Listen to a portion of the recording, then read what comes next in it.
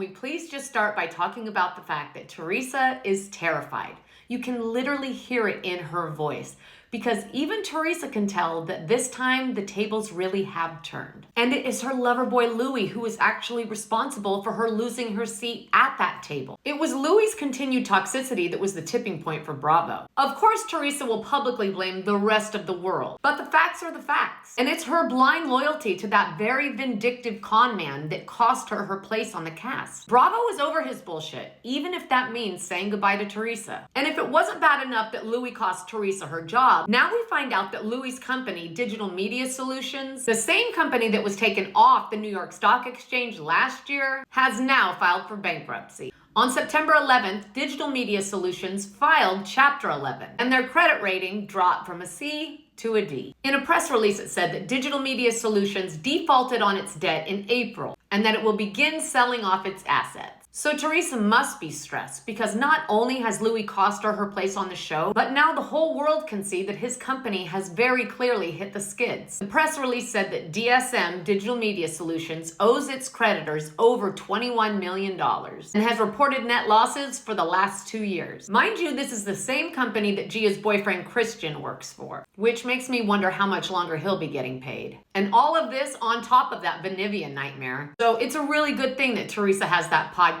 It's personally hard for me to listen to, but her stumps are loyal. And isn't there something just supremely ironic about the fact that Teresa's fans are called stumps? Okay, moving over to Orange County, I know we have all been watching and getting more and more disgusted by John Janssen's behavior, right? I mean, firstly, suing her for $75,000, secondly, not accepting her settlement, and then threatening to release the tapes. Not to mention sending Alexis after her at every turn like an obsessed weirdo. I mean, he has made himself look horrible, not to mention Alexis, but that's another story. This is about John.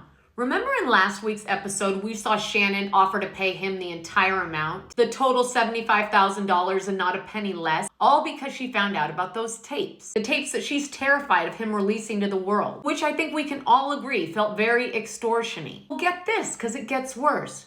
John, the same guy that gave Jesus Jugs a David Yurman engagement ring, is not, and I repeat, not satisfied with Shannon's offer to repay him the entire $75,000, the money that he claims she borrowed. Oh, no. Now that amount is not enough for him. And now John is moving forward with a lawsuit against Shannon for punitive damages. Punitive damages? Hold on.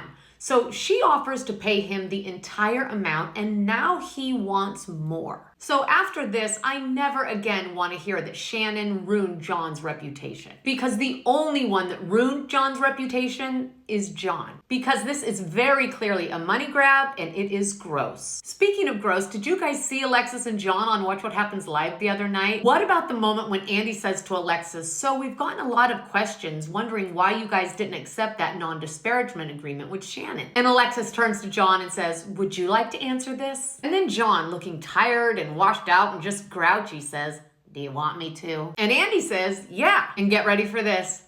Out loud for the entire world to hear, John says, because I've been disparaged for nearly 5 years. And why would I put a legal muzzle on myself so I can't correct the record? And then Andy says, what's the biggest way that you've been disparaged, do you think? And Alexis chirps up and says, all of them. And John at the same time says, I don't really want to get into those details. But a second later he says, she pays for everything. She's my sugar mama. That couldn't be further from the truth, and that was damaging to me. That I fat shamed her couldn't be further from the truth. And I'm not sure if at this point this guy is just delulu or if maybe he's having memory issues, because the truth is Shannon did not disparage him over the last 5 years. I haven't even been a Shannon fan, but I know that to be true. Shannon was always so protective over John's image and his reputation. I mean, she went after anyone that even gave John a sideways glance. She didn't disparage him. That was her man, and she stood by him. And if John Janssen is really so worried about being disparaged, then he should probably do himself a solid and just stop talking. Because no one makes John Janssen look worse than John Janssen himself. That poor guy, so serious, so stressed, trying to win a brow furrowing contest. Speaking of Watch What Happens Live, did you guys see the episode with Vanna White and Ryan Seacrest? I'm here to tell you that those two dudes can say whatever they want. They can laugh about it. They can make light of it. They can try to joke about about it, but the bottom line is that those two boys have beef. Maybe they're fighting to be Kelly Ripa's bestie, I don't know, but they have beef. It's just so obvious, and it's coming from both sides. They were both being so shady, it got hard for me to watch. So awkward.